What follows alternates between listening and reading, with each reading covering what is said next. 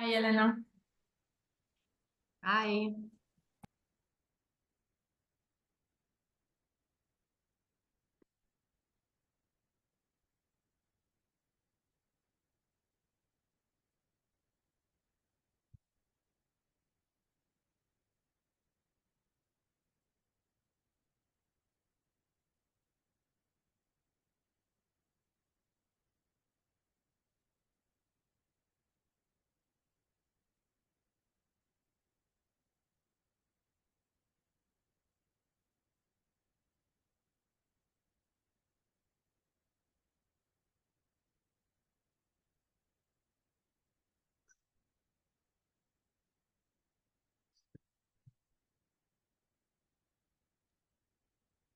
Okay, I don't have anyone in the waiting room anymore, so if you want to, we can start. Okay, thank you. Okay, hello everyone. Welcome to this webinar. I am Serena Sciarrotta and I will hold the first part of this webinar. So today we will discuss how to foster social emotional learning in schools. This is the program. So after a brief introduction, I will start talking about what social emotional learning is, why it is important, and what are the five basic components of social emotional learning.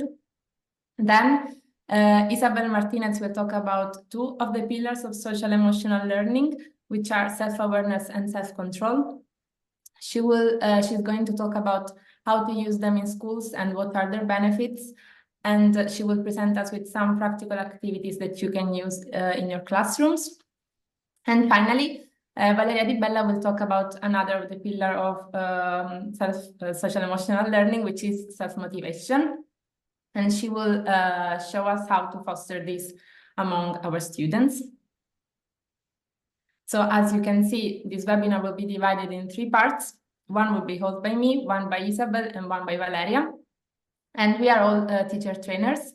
So we organize training courses for international teachers and education staff coming from all over Europe. So we basically meet these teachers almost every week.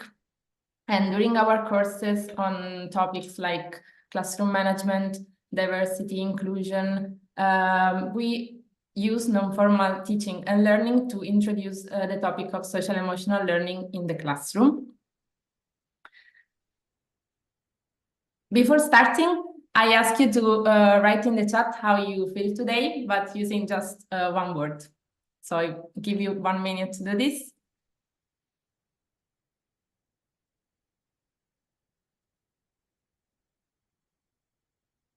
Okay, Sarah is energetic. Good. We need this. And let's get started. I'm sorry for this. Great, excited, easy. Okay. Okay, so I think that someone else busy, great, tired. Okay, so we share more or less the same feelings. Okay, so now we can get into the topic, introducing the concept of social emotional learning. So what is it? It's a methodology through which students learn to... Susanna? Okay. It's a methodology through which students learn to recognize their own and other people's emotions, to discriminate between different feelings and to give them a name, and to use this emotional information to guide their thinking and their actions. It has been recognized and proven to be a major factor that improves life quality in a broader spectrum and can make life more enjoyable. On a more individual level, it's been proved also that it helps students to manage their emotional stress, to engage less in harmful activities. So it's beneficial actually for both children and adults. And in some cases, one's emotional quotient can indeed be more important than one's intelligent quotient. The emotional quotient is the ability to manage and recognize our emotions and to communicate effectively, to empathize with others. And some studies have shown the ability of emotional intelligence to improve academic as well as professional achievement. In most cases, our intelligence quotient is just the 20% of the factors of success. The other 80% is made of other things. And among these, there is our emotional intelligence. So academic intelligence does not offer a complete preparation to face life, while our emotional intelligence can help us in using all our other abilities. But of course, this does not mean that academic skills are not important. It means that our emotional skills are as important as our academic skills, and they are two faces of a coin, two sides of a coin. And nowadays, the discussion around social emotional learning is becoming more and more frequent, and the need to put the emotional aspect on the same level as the cognitive one in the school curricula is becoming more and more important. So in common practice, social emotional learning emphasizes the importance of social and emotional skills and on the same level as other subjects like maths, reading, science, and so on. Now I will share with you a QR code for joining a Mentimeter presentation, for giving you the opportunity to share your experience on this topic. So wait a minute.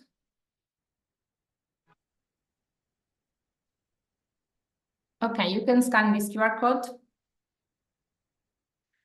And please, once you are in, click on the heart so I can see how many people are there. Okay.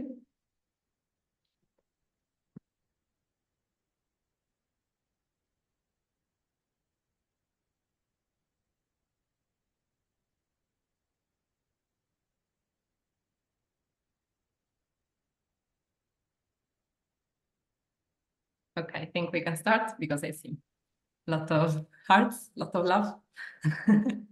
Okay, so we will start with with a short quiz with 3 questions. So now it will ask you to enter your name. So you can change the name that is already in your screen. I'll wait for someone else to join.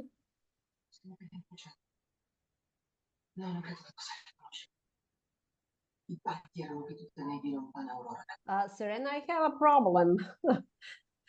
What problem? You need I wait to open Mentimeter. Maybe this is internet problem. Ah, yes. I see. Are Okay. you in now? Okay, great. I can open too. Sorry. Do you want me to show you the code? You can also use the code that you find on the top of the screen. Okay.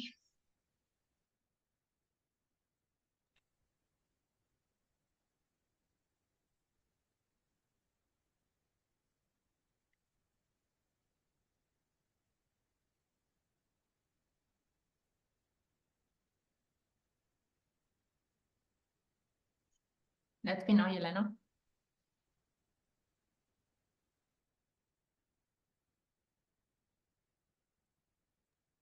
No, I can't find anything. Sorry.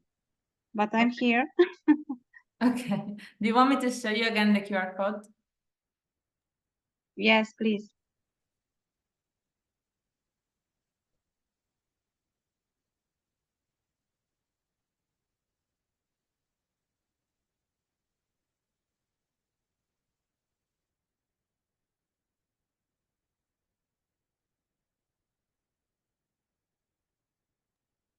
Never mind. I'm not make it. Sorry.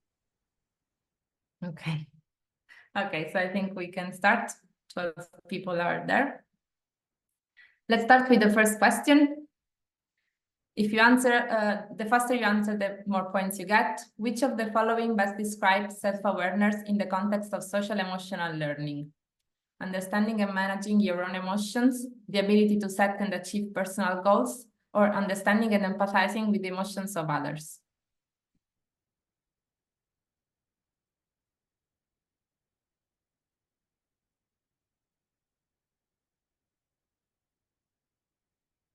Okay, the right answer is the first one, understanding and managing your own emotions. So self-awareness is one of the 5 pillars of social emotional learning, and we are going to focus more on this later. So it's the ability to understand and manage your own emotions.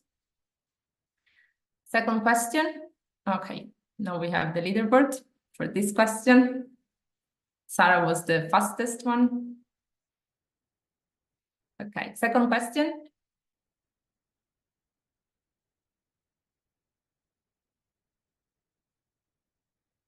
Empathy is one of the pillars of social emotional learning. True or false?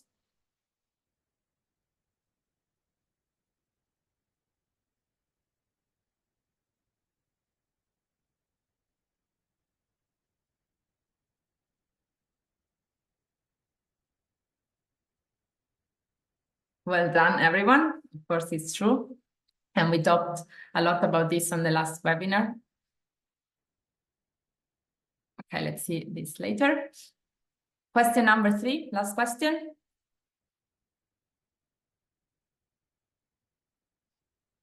Why is Daniel Goleman considered important for social emotional learning? He designed SEL curriculum for schools, introduced social emotional learning into educational policy, or he developed the concept of emotional intelligence.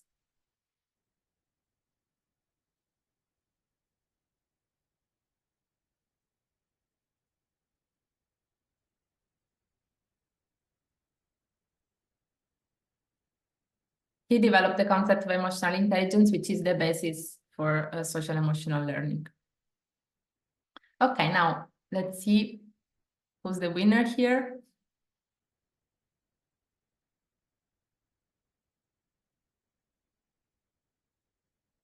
Okay, Sarah, congratulations. Okay, now here you have a slide to share your experience with social emotional learning. So the question is, have you incorporated social emotional learning strategies into your teaching practices?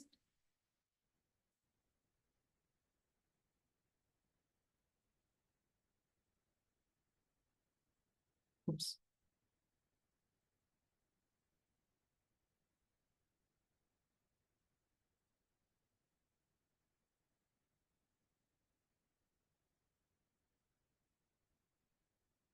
Okay, the majority of you incorporate social emotional learning strategies regularly. That's good. And some occasionally. And some are interested in learning more, so this is the right place. Okay, next question. What challenges have you faced when implementing social emotional learning in your classroom, or when you try to implement it in your classroom? Here you can select more than one answer.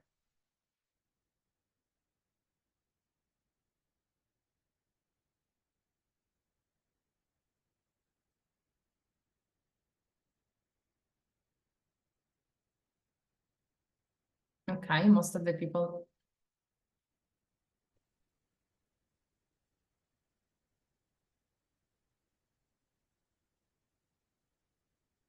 Okay, so we have a bit of everything. Most of the people's challenges were time constraints, because I know you sometimes have to follow a strict curriculum, and lack of training and support. Okay. Now this is an open question where you can share how do you currently incorporate social emotional learning practices in your classroom or school. So this is your chance to share with the others what you do. So I'll wait for some responses and we will read them together.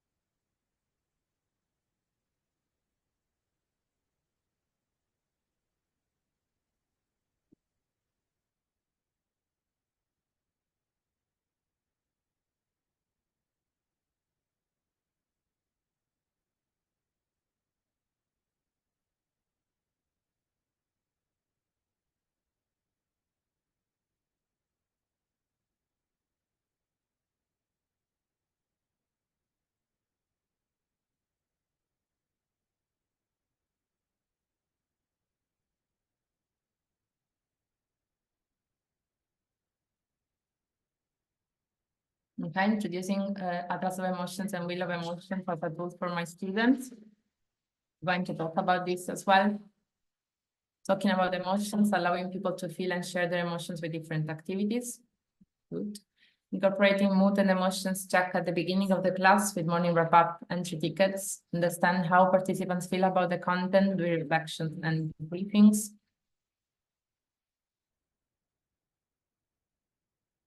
Many different tools to check how we feel. Yes, through cards, object, ICT tools. Okay, so maybe if you're interested in some of them, at the end of the webinar, you can also ask if you want to know more about this. Okay, I think. Okay, so this was the last slide of the Mentimeter presentation. Thank you for participating. Now we can go back to our presentation. Okay.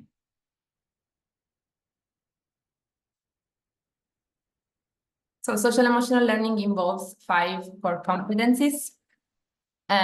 So that are competencies that we can also foster in the classroom. And these competencies are self-awareness, which is the ability to be aware of my own emotions as they are happening and how this can influence my actions. So this also involves recognizing my own strengths and limitations. Self-control, which is the ability to manage the emotions and understand if it is appropriate to express them. This includes also, for example, managing stress and controlling impulses. Self-motivation, which is the persistence in pursuing my goals and plan for them, no matter the circumstances. Empathy, which is the ability to understand and experience what the other person is feeling. And we already talked about this pillar on the last webinar. And social skills, which means being able to navigate my social landscape and maintaining healthy and rewarding relationships. This includes communicating effectively, being able to negotiate conflicts constructively, and so on. And here there are some ways to apply emotional intelligence in the classroom. These are very easy things that we can do in the classrooms to apply emotional intelligence at school. The first thing is to show an emotional intelligent behavior. Teachers themselves should be an example by expressing their emotions appropriately, showing empathy and respect, setting clear goals, giving feedback, and being able to negotiate the conflict peacefully. Then teach emotional intelligence skills directly. So you can use activities like naming emotions, role-playing, reading stories, watching videos, to teach students about emotions, and my colleagues are going to present you some other activities that you can do. Then create a safe emotional environment, which is the basis for talking about emotions in the classroom. So you should create a positive and supportive place by setting clear rules, encouraging teamwork, celebrating diversity, praising effort, and providing emotional support. And you could also include emotional intelligence in the curriculum. You can incorporate it into different subjects, into some of the subjects. For example, during a literature lesson, you can ask students to focus on the emotions and the relationships of the characters of a novel, for example, and understand how their emotions and their emotional awareness influence their choices, for example. So this will make students even more aware of how important emotions are and how important it is to relate to others. Okay, now I will give the floor to Isabel, and we will focus more on the uses and benefits of self-awareness and self-control. Thank you very much, Serena. So as Serena introduced, I'm going to talk about, first of all, the benefits of self-awareness and self-control. And later we're going to focus more on a few activities that we can actually practically use in the school to talk about these 2 topics. So let's start with self-awareness in school, teaching about self-awareness in school. So as Serena already said, self-awareness is the ability to recognize and understand our own emotions, thoughts, and values. So why is it important to teach about self-awareness in school? First of all, it allows students to understand their own emotions and therefore also manage them effectively. Secondly, students that have a high level of self-awareness, they are better at focusing on the subjects and they are more motivated. So it eventually leads to an improvement in their academic performance. And lastly, when you are a self-aware person, you have a deeper understanding of your personal strengths and your weaknesses. So it allows you to start a path of growth and personal development. When it comes to self-control, self-control is the ability to manage our own impulses, emotions, and behaviors in order to achieve long-term goals. So why is it important to talk about this in schools? First of all, it allows students to resist their short-term temptations, so basically to not act on impulses in favor of long-term benefits. Students that have a high level of self-control are also better at managing both their time and their resources. So just like self-awareness, this also leads to an improvement in their academic success.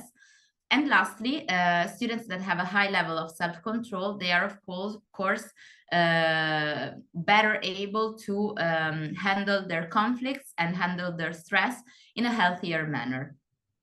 When it comes to benefits of self-awareness, of self-control and self-control in school, we can summarize it like this. So first of all, self-awareness and self-control, they contribute to the overall emotional well-being of students because it increases their mental health, and reduces their stress and their anxiety. Secondly, self-awareness and self-control, they lead to stronger and healthier relationships because they improve skills such as communication and empathy. It also helps aware students to make more thoughtful and more deliberate choices.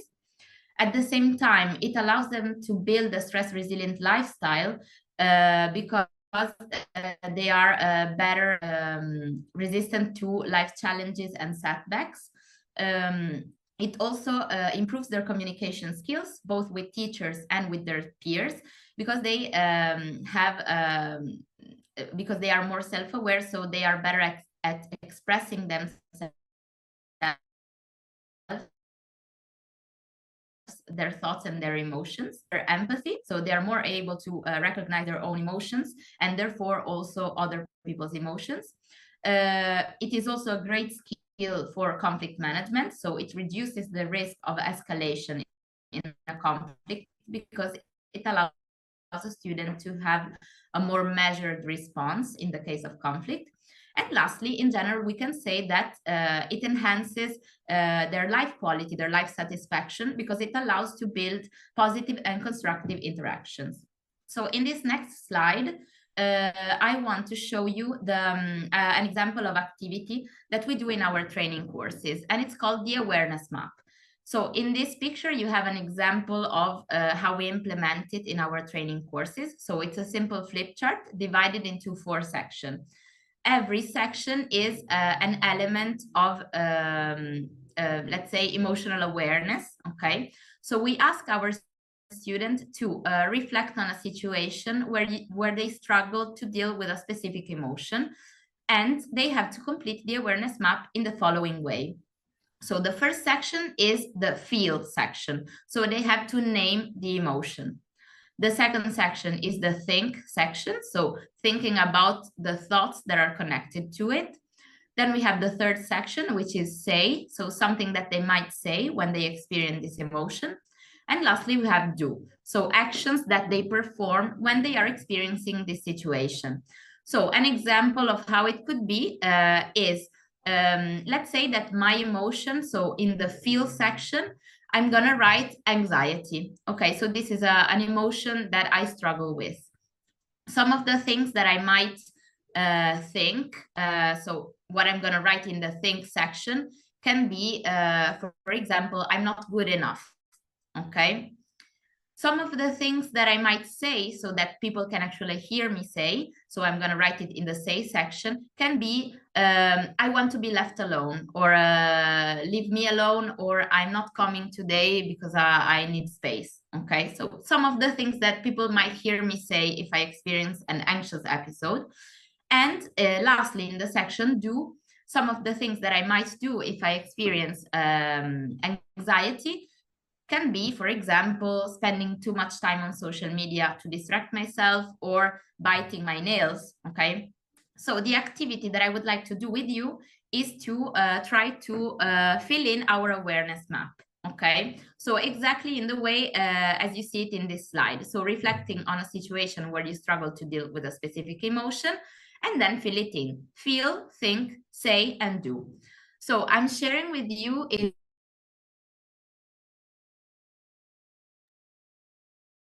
Isa, you turn off your mic. Sorry, can you hear me? No. Yes, we can hear No. you now. When did you stop hearing me? Just about when you were sharing the map. Okay. We Because didn't miss much. I think I have a connection problem. That's why the audio deactivated alone. So I was saying, I'm sharing with you in the chat the link to a Jamboard. I think Serena will also show you probably because she's sharing the screen. So basically in the Jamboard, you will see 4 different sheets. So the first is feel, then we have think, then we have say, and then we have do. So what you have to do is select the icon of the post-it on the left side and complete the 4 different sections. So post about the feeling in the feel sheet, then the things that you might think, then you might say, and then you might do, and we're going to complete in this way our awareness map. So I leave you 5 minutes to do this. And then I'm going to ask a couple of you if you want to share about your emotion, okay?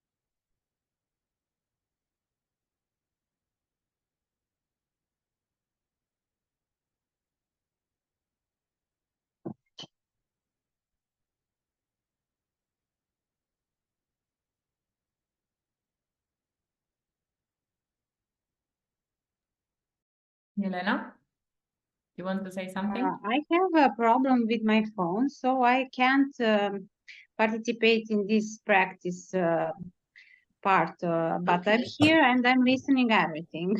Okay, don't worry, Yelena. If you want to try this exercise, you can also write it in a piece of paper, okay? If you cannot Okay. access the Jamboard. So if you want to try Okay. this, you can also just write it down, okay? Okay, thank you. You're welcome.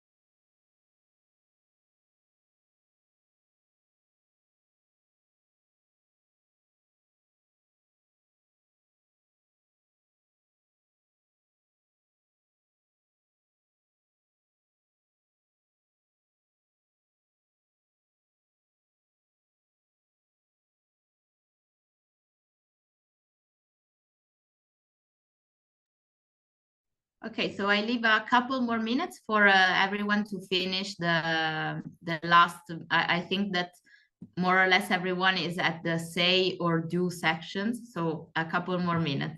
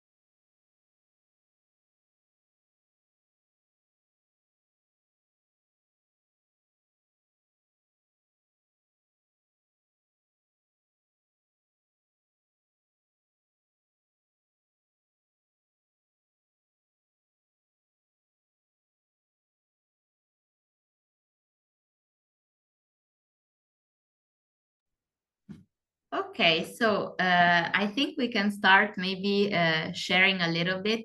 I need one brave volunteer that would like to show us what they wrote in their awareness map. Do we have someone that wants to break the ice?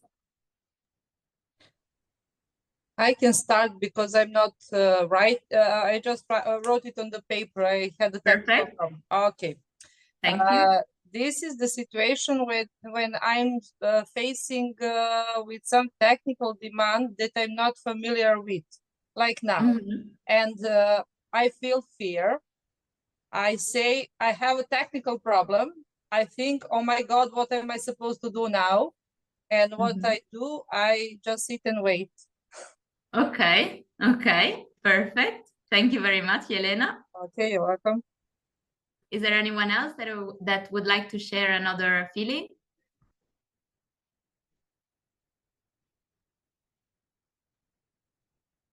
Maybe someone that wrote in the Jamboard so that we can also see it. I think Yelena also raised the hand. Sorry. Yelena. I don't know if I don't know if it's from No, earlier, sorry. maybe. I didn't know. Okay, okay. So is there anyone else that would like to share? I can go. Perfect. I can go. I wrote the time running so fast.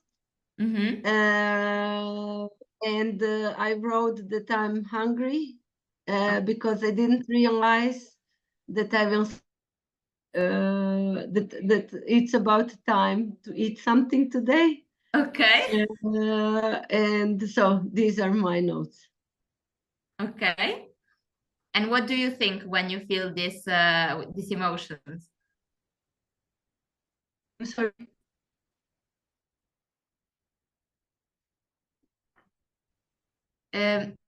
I don't know if it's my internet connection that it's not oh no, working. I think it's on. Okay. Yes, I okay, cannot okay. hear her also. Okay. Sorry, probably it's me. But okay, okay. Can you hear us? yeah. Section as well.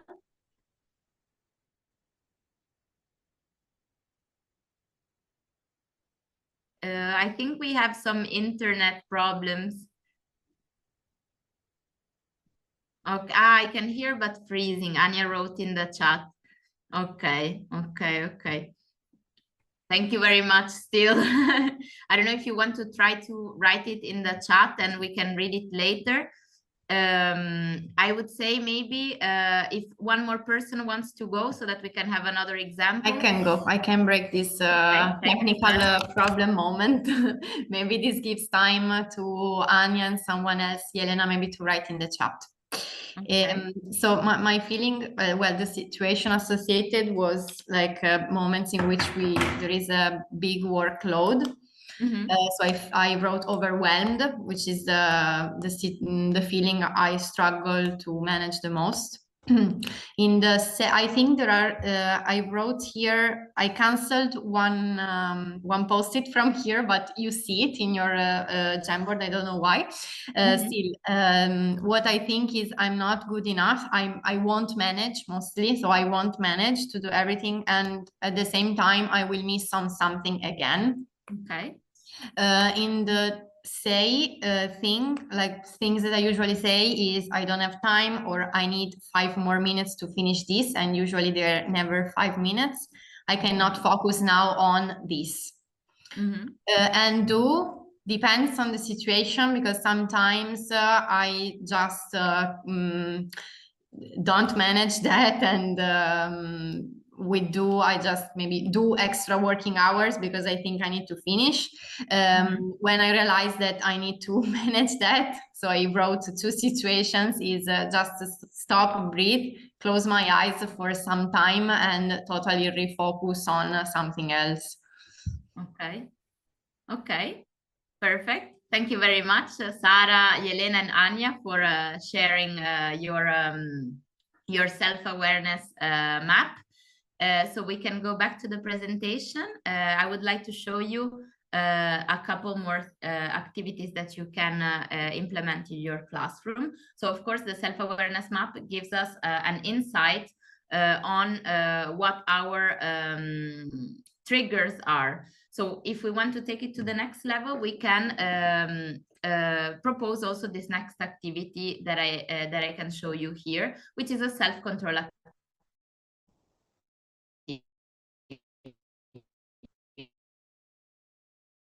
So basically, it's a guided reflection, is to name the emotion. So for example, I am feeling, and I'm going to give you an example, a scenario example. I am feeling angry, okay? And then you have to describe it in a few words. So for example, if I felt angry, I felt like, for example, my heart was beating so fast that it would pop out of my chest, okay? The second phase of this activity is to identify the cause. So what caused this reaction in my body and in my mind? So you have to give it a context to it. For example, I was sitting in the break room with my colleagues, and this is the context. And I remember noticing, for example, my colleague replying to me in a rude way. Okay, so this is what triggered my angry emotion. Okay. In the third section, we have to, in the third phase, sorry, we have to identify the behavior. Okay, so for example, when I felt angry, okay, and you have to describe the behavior that you performed in this case. So for example, I can say, when I felt angry because my colleague responded in a rude way, I shouted at her and called her names, okay? And we have to identify if this was appropriate, okay? So we can say, what I wish I had done was reply in a more calm way and tell her that she doesn't have to talk to me in this way, for example. The last phase of this exercise is to challenge the emotion. Okay, so we have to ask ourselves if the feeling that we experienced was appropriate for the situation, and therefore if the way that we responded to this feeling was appropriate. And then we have to ask ourselves if this situation is a distress that we can actually control, or if this is something that is out of our control, if it is something that we have to accept and tolerate. And in this case, we can find some strategies that can help us with that. In the next slide, I want to show you a tool, a supporting tool that it's very useful, and that I noticed that someone also mentioned in the Mentimeter, so someone is already using it, which is the wheel of emotion, okay? So as you can see in this wheel, in the center, we have some, let's say, basic emotions. So like anger, happiness, sadness, surprise, and so on.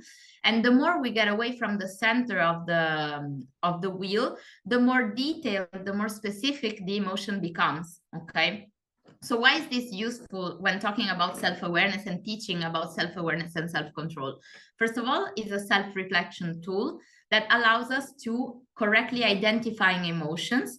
And it also allows us to differentiate between emotions that belong to the same broad area. Because if we take as example, angry, okay, saying that you are angry is very different than saying, going to the more specific side of the wheel, that you are feeling resentful, or that you are feeling hostile, or that you are feeling numb, or jealous, for example. All of these emotions, they belong to the angry section, but they have different triggers, okay? We are not triggered in the same way by all of these emotions, okay? So this wheel of emotions allows us to analyze what are the specific emotions that trigger us. And after we can actually pinpoint them, we can act on them, okay? In the next slide, I want to leave you with a homework, okay? This exercise is called a map of values. So it takes a bit of time to fill in. That's why I'm leaving it as homework, okay? So I think this is very useful because, first of all, it's, let's say it's a direct translation of how you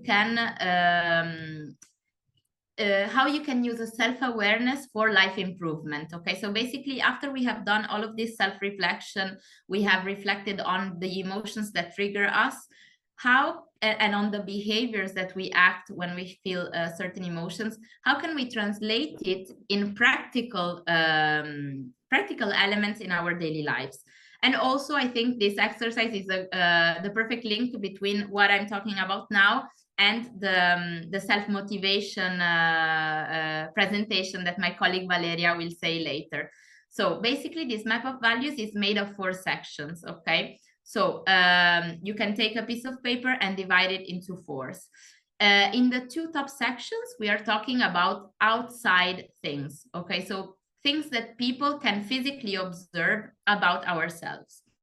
In the bottom section, we are focusing on our interior world. So the inside, things that people cannot see. We know it, but they are inside ourselves.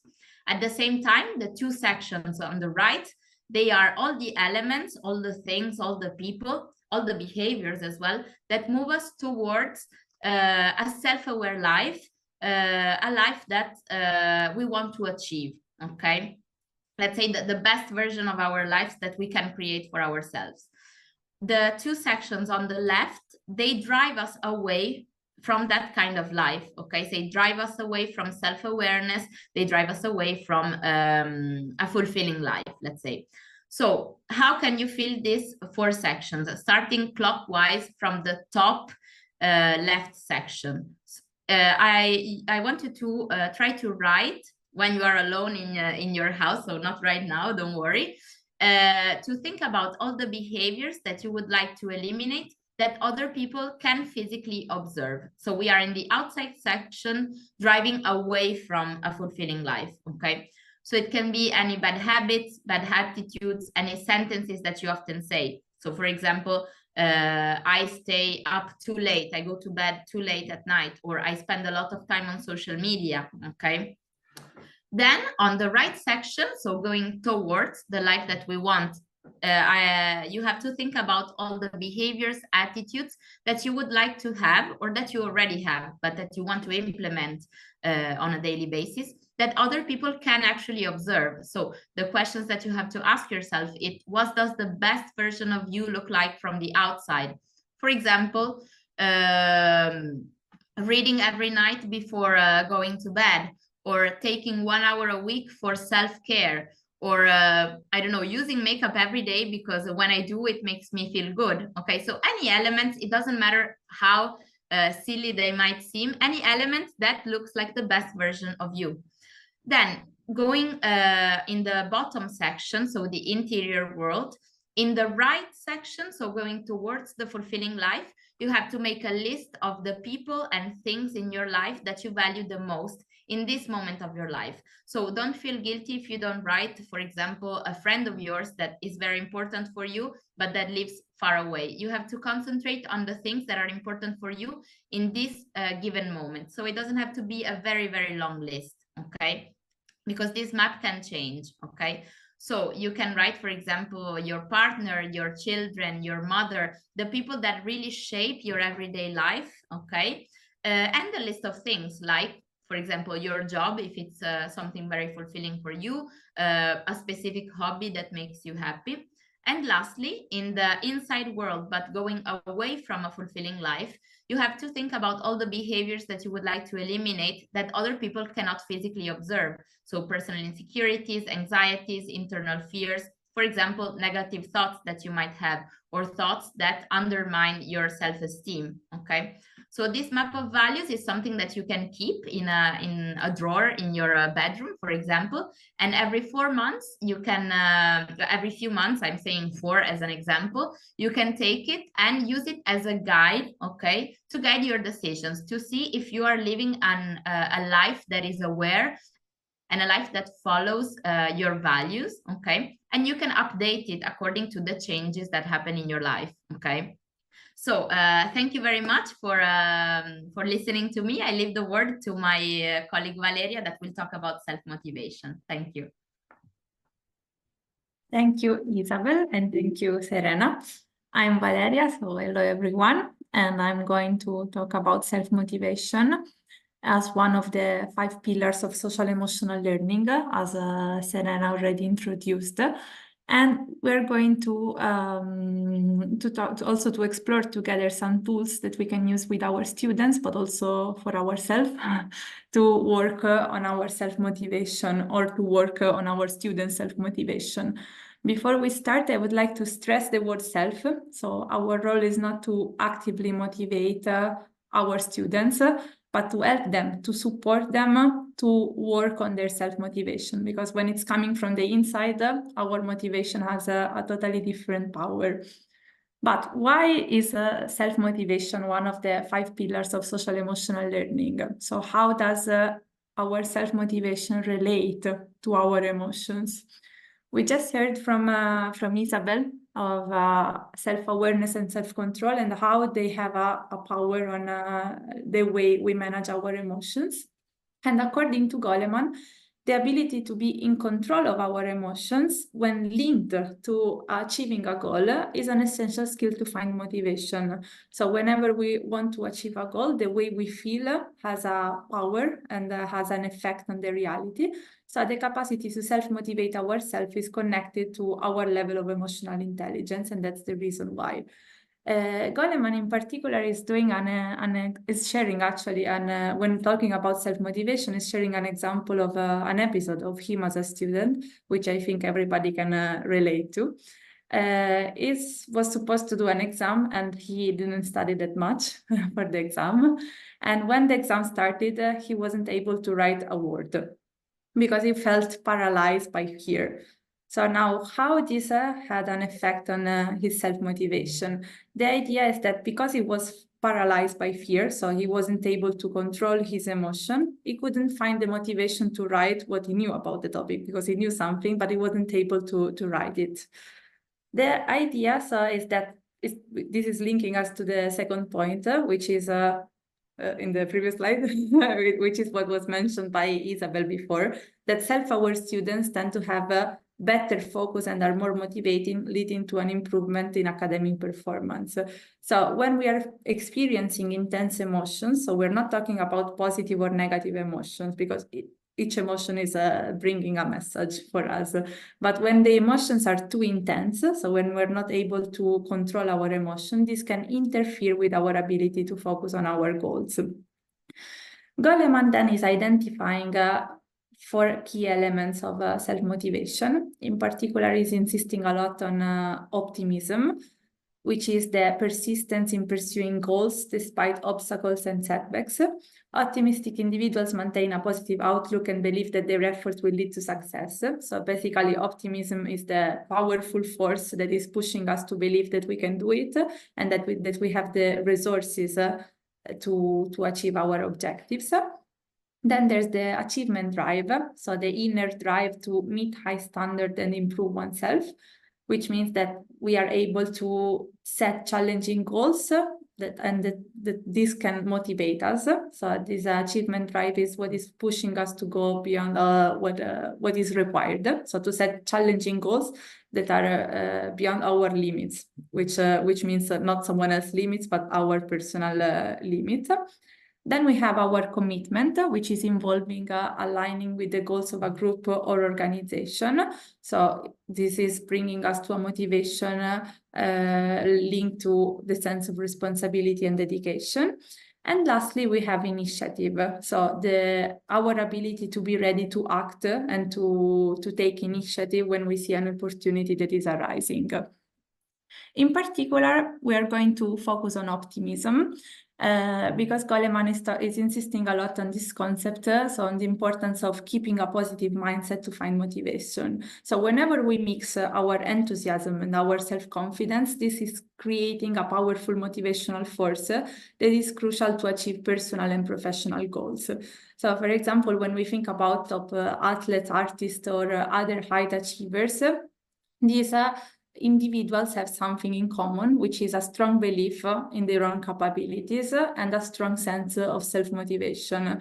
So basically, the positive mindset, keeping a positive mindset, is helping them to, in a way that whenever they're failing, they still hope that they'll do better next time. So the difference is not that they are not failing, but they still believe, even if they're failing, that they're going to do better next time. And Goleman is again sharing in this regard another example that is school related. He's talking about a group of students who fail in a test. And they have here two different possibilities to react. One of them is to give up and to think that they're never going to succeed because the test maybe was too difficult and it's going to be more difficult again. The second option is to hope that they're going to do better next time, so that they can put their effort and to study more, so they can motivate themselves to study more and better in order to succeed next time. So the idea is that, as we can see in the next slide, that optimism is providing a motivational boost. So having the expectation of future success results in a more meaningful effort in the present, which is what the example, Goleman example of the student is about. So if we are expecting a future success, this can result in a more meaningful effort in the present. At the same time, optimism is helping us to think in a more flexible way. So we are not stuck in the belief that we're not going to succeed, but we are flexible. Our brain is flexible in a way that we think that we are going to succeed next time if we put our effort in it. And lastly, being optimistic means being able to hope, which leads us to the feeling of being resourceful. So the idea is not just to hope that everything is going to go better, but the idea is that this being hopeful is going to help us to put more effort in the present. And Goleman is believing that optimism is something that we can train. That's what we can see in the next two activities that I'm going to share with you. These are both activities that we practice in our training courses, but we believe that they are also appropriate for students. Actually, they are even more appropriate for students. And the idea is that optimism is something that we can train, that we can learn to keep a positive mindset. This first activity is called the chair activity, and it's working like this. The teacher or the facilitator is arranging all the available chairs in the room into different sides of the room. One side is representing the pessimistic side, while the other side is representing the optimistic side. The teacher is asking students to stand up and to pick a side of the room. Depending on the chair they're sitting in, they are going to close their eyes for a few minutes and to think about the worst of the week or the best of the week, depending on the side of the room that they choose. Then they have to, when they open their eyes, they can share at least one thing concerning their week, depending on the perspective taken. And then later they can repeat the exercise. So they have to change side of the room and to repeat the exact same exercise, thinking about the worst or the best of the week. The idea is that later, together with the teacher, they can reflect on how their level of energy changed, depending on the chair, and how this had an effect on their motivation. So the final objective is to reflect on the power of optimism and pessimism and how they can make the difference on the perception of our day, of our week, or in general of our life. The second activity that I wanted to share with you is the optimism journal. As the name is already suggesting, the idea is to keep an optimism journal. It's a very simple activity that we are sometimes implementing also in our training that is completely not time consuming. So that's why we found it very, very useful. And the idea, as the name is suggesting, is to start the day with something positive. So usually when we implement the activity, before starting our training session, we ask our participants, so our students, our teacher students, to write one positive thing about the day before without sharing it with the others. So in this case, they don't have to share anything in plenary.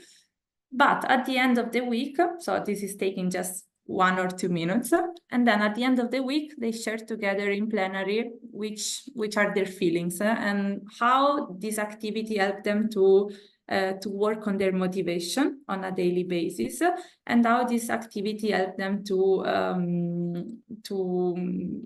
feel like more energized every day. So the objective is again to train our optimism by reflecting on the positive things. So the idea that I would like to stress is that it's something that we can train, that we can start using with our students, and we can force ourselves.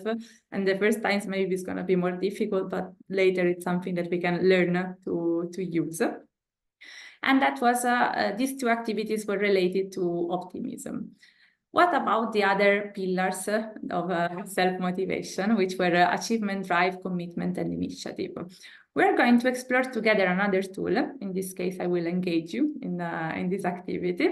And before I show you the tool, I will ask you to take 1 minute and to write down one of your goals. It can be anything related to let's say anything in your life. It can be a professional goal or a private goal or something related to your hobby, any goal that you have for yourself. So in this case, I will not ask you to share it now, so you can write it in your private notes. I'll give you 1 minute. So anything that come up to your mind.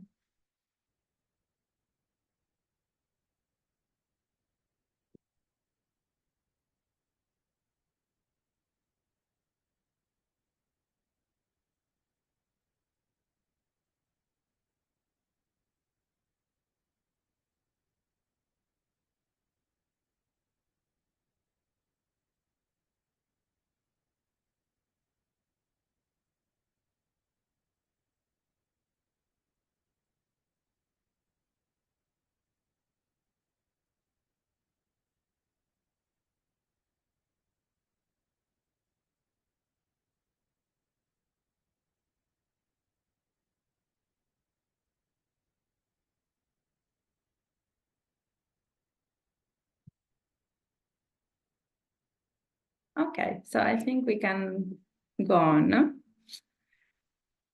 That tool that we are going to explore together is the SMART goal, which is a technique that we can use in order to help us to work on our self-motivation. The SMART goal is an acronym that is suggesting us that in order to be effective, a goal should have some specific characteristics, which are the following. First of all, the goal should be specific. So whenever let's say, for example, that my goal is that I want to train more.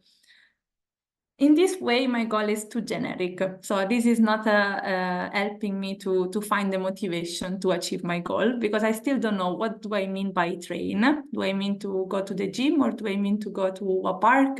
So what exactly I will do to train? And I still don't know what does it mean more. So more compared to what I was doing before, or more compared to someone else. So what does it mean? Whenever I am setting a goal that is specific, I have more chances to achieve it, because I'm already picturing a scenario in which I already achieved my goal. Which is linking us to the second point, which is that the goal, in order to be effective, should be measurable. So I should be able to measure when it's achieved or not. So, for example, instead of saying I want to train more, I can say I want to go to the gym, exactly in which gym I'm going to go. And I will go to the gym, for example, twice a week. So the idea is that in this way I can measure when the goal is achieved or not. So whenever I'm going twice a week, it means that I achieved my goal, which is giving us a sense of, again, which is helping us to work on our self-motivation, because if I see that I was able to achieve my goal, I can feel more motivated to achieve the next one, or to set another goal. The third point is again linked to what I just said. So in order to be effective, the goal should be achievable. So the idea is that if I want to set a goal that is motivating for me, I will not say I want to become a top athlete, but I can start from something which is smaller, that is achievable for me. So I'm not saying that it's not achievable for me to become a top athlete, but maybe it's too far away from me. So it's hard to check if it's measurable or not. It's hard to check when it's going to be achieved or not. So the idea is to start from something that is smaller, that is achievable for me, considering my current life. It should be something relevant. So it should be something that is important to me if I look at the bigger picture of my life. So if I think about all my objectives, if I think about my values, for example, which was what Isabel was talking about before, is it something that is relevant for me? Is it matching my values? And then the last characteristic is time-bounded. So I have to set a deadline for my goal to be achieved, so that I can check again, this is motivating me to achieve it on time. And it's also related to measurable, because I can check if by the end of the month I achieve my goal or not. Then we have other two characteristics that can make it smarter, that are the following: ecologic and recorded. So in order to be smarter, our goal should be ecologic. What does it mean? So let's suppose that, for example, my goal is to go to the gym every day. And I think it's specific, because I can go to the gym every day and I'm describing exactly what I'm going to do. It's measurable because I can measure it. It's achievable for me. It's relevant, and it's time bounded because I will do it by the end of the month, let's say. But is it ecologic? So let's say, which is the impact that this has on my life? What if I'm going to the gym every day, I'm leaving behind my family, for example, or I'm leaving behind my other hobbies? So maybe my objective, my goal has all the other different characteristics, but it's not ecologic because it has an impact on my life that is not what I wanted.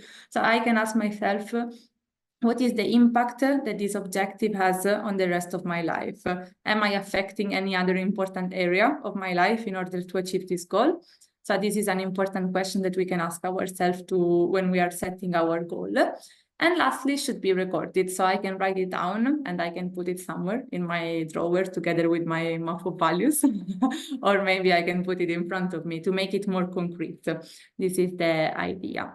So now what I'm going to ask you is to go back to the goal that you previously wrote, the one that I asked you at the beginning, and to try to rephrase it in a smarter version. And when you're ready, you can share it in the chat so that I can read some of them. And if you have any question, you can ask me, of course.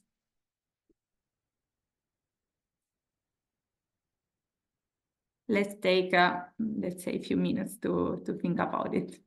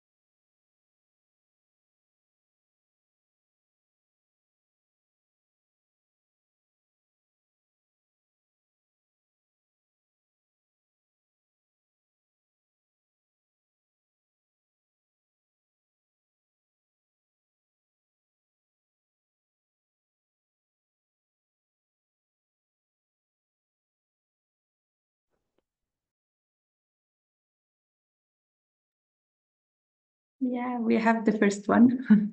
Today after work, I will do the colorful laundry so that I can have clean clothes for the weekend when I'm away. Great. So I think it's specific because we are even specifying colorful laundry. So not all of them, but specifically one type. And the purpose is to have the clean clothes for the weekend when she's away. So I would say that it's specific, it's measurable because we can also measure when it's cleaned or not. I would say that it's achievable. Then this is also a very personal question, so I don't know, but I believe it's achievable for the person who wrote it. It's time bounded because she's setting a deadline, and again, it's recorded because she's writing it, and I don't know if it's ecologic, but I guess yes. So some of the questions, of course, are very personal and very private. So I will comment on the things that we can notice. Then we have Svetlana, who wrote to go to sleep no later than 11 p.m. so that I have 8 hours of sleep at night. Okay, maybe we can... Okay, I would say that it's specific enough. It's measurable because we can check that Svetlana can check for herself when she's going to sleep.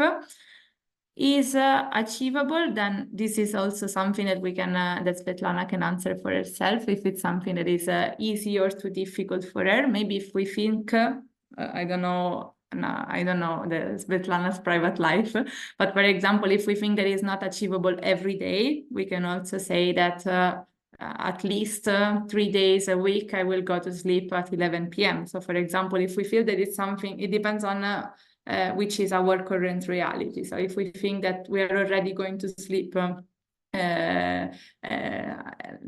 early enough, then this can be achievable. If we're going to sleep every day at midnight, then maybe we can start, for example, just for 3 days that we're going to sleep at 11. So the idea is to make it achievable by breaking a big goal into smaller, smart goals. Then Isabel was also yes, sorry, Valeria, yes, from Monday to Friday. Okay, great. So that it's even, it's a more achievable. Specific. You have the weekend in which you can go to bed later, which in this way it's gonna be achievable, so that you're not going to feel bad when when on the weekend you're going to go to bed later. So it's good that we specified it. Then Isabel wrote a very long goal, so thank you. My goal is to be more physically active. That's job problems. I will make it specific by writing a list of different activities: gym, walking, dancing, hiking. I will measure it by putting an X on my calendar every time I do something. Very good. It's relevant for my overall health. I will record it a time of 3 months to see if I improved. And in order for it to be ecologic, I will make sure I incorporate it with my social life, going to the gym with friends, for example, and I will record it by taking pics of new memories I will make. I would say it's perfect. It's matching all the requirements of a smart goal.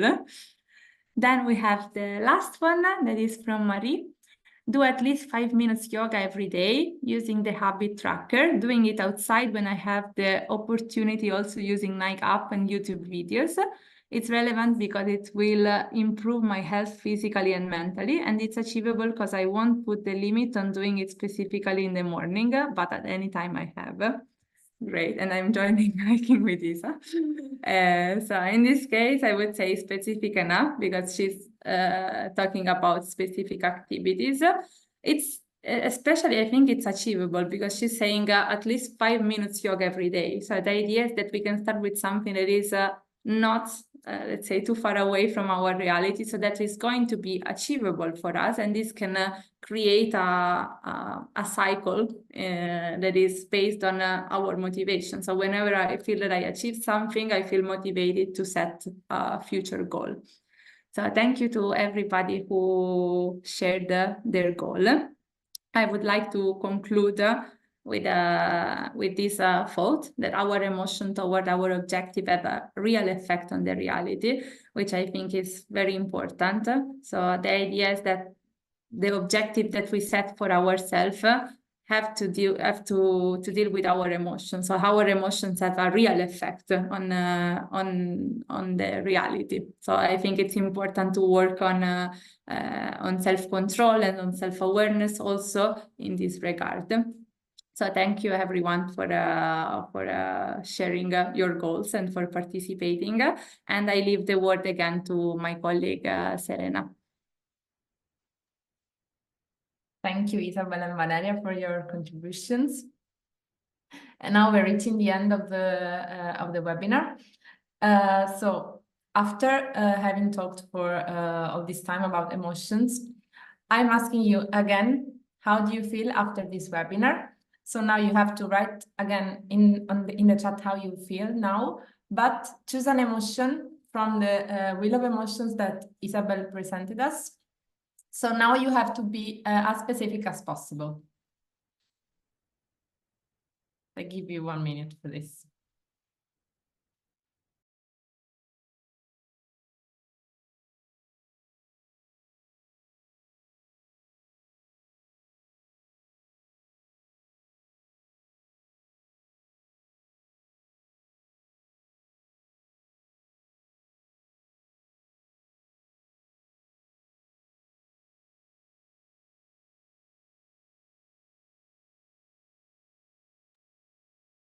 Valeria is optimistic, of course.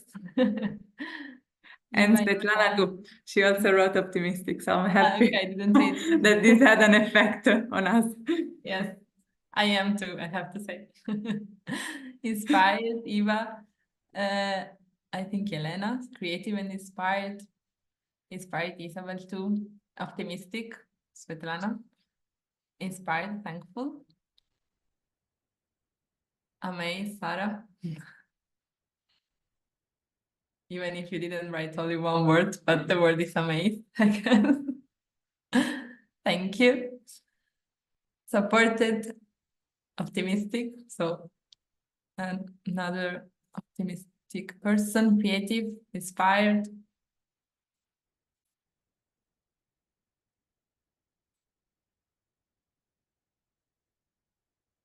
Okay.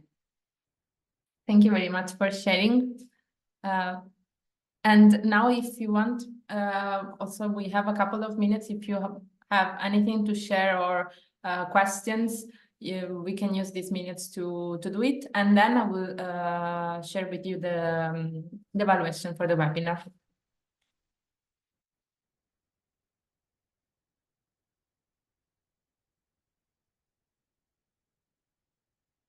Are there any questions or comments?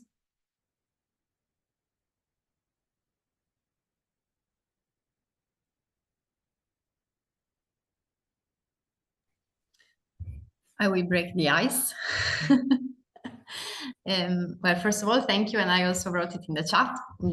I'm really amazed and thankful for everything you prepared, because I think it was really perfectly matching also between the three of you. And we could really see how all these topics are really interconnected. I particularly love the stories about Goleman's life, but also the map of value. It was something totally new to me, so I really appreciate it. Someone at the beginning in the Mentimeter mentioned the use of Atlas of Emotion and Wheel of Emotions in the classroom. So I knew the tool, but I personally never used it in the trainings in the classroom. So I was curious, just to use another precise word from the Wheel of Emotion, to know, especially from teachers, so to know in the classroom if the person writing I use Atlas of Emotion and Wheel of Emotion is using it with students, how you are using that, or otherwise if it's any of the trainers, any of you girls, if you are already using it in the training courses, and how.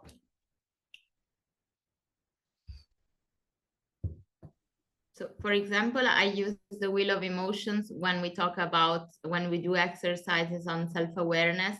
Usually I explain the exercise and then I project the Wheel of Emotion so that they can be more specific with the emotions, because sometimes also, since the courses are in English, maybe the correct emotion that we want to express does not come right away. So it's useful to also have it projected. Yeah, also, I don't know what you think, but whenever I for example, do the awareness map, most of the words that are mentioned in the feel part, they're not really names of feelings. So I think that in general, there is some emotional literacy issue probably. So I also wanted to raise this point and maybe to get some feedback or idea from teachers, like how is this, I would call it emotional literacy in the classrooms.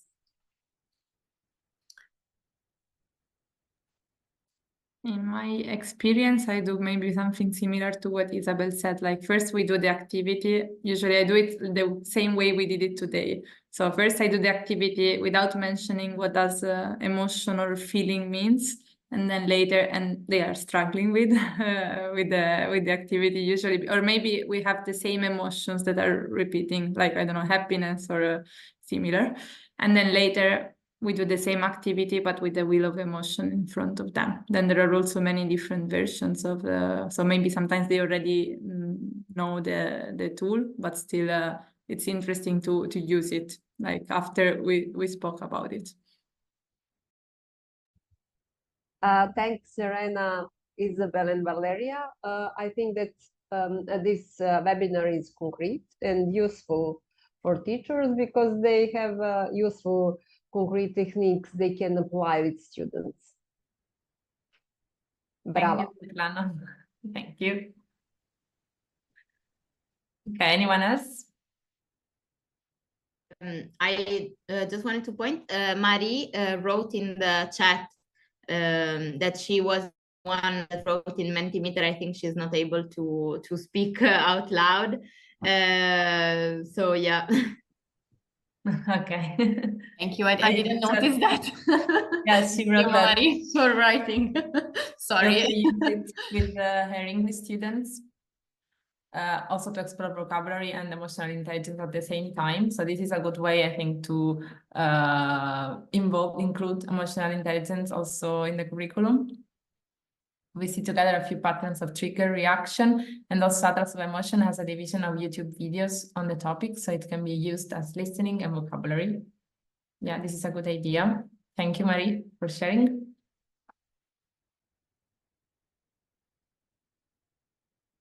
Anyone else? Oh, otherwise, I will show you the QR code for the evaluation. Okay, I think you can go on. So I ask you just one last effort. Scan this QR code and give us your feedback. And or if you prefer, there is also the link in the chat. And remember that this webinar is number 3.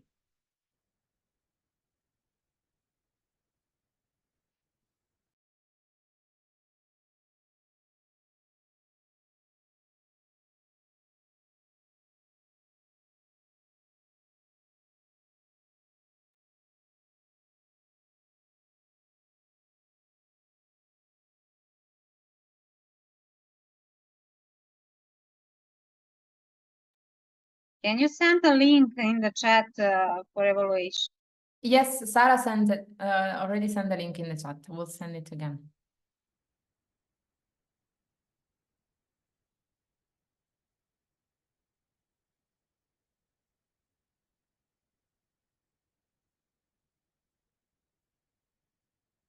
Can you see it, Helena?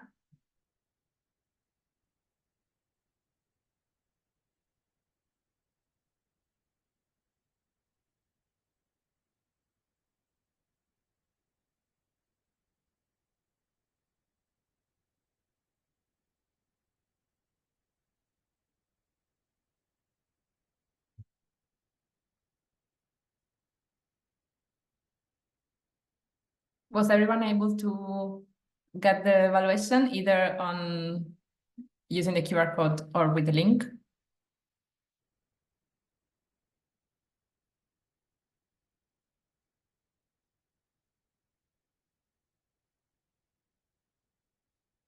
I hope so.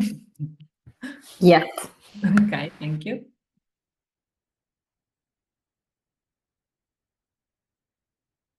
Okay, so we've reached the end of this webinar. Thank you so much for your attention and for sharing and for your participation. I hope you enjoyed as much as we did. And I did it.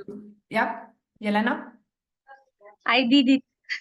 Okay, thank you. Okay, so thank you so much. I will stop sharing my screen. Okay.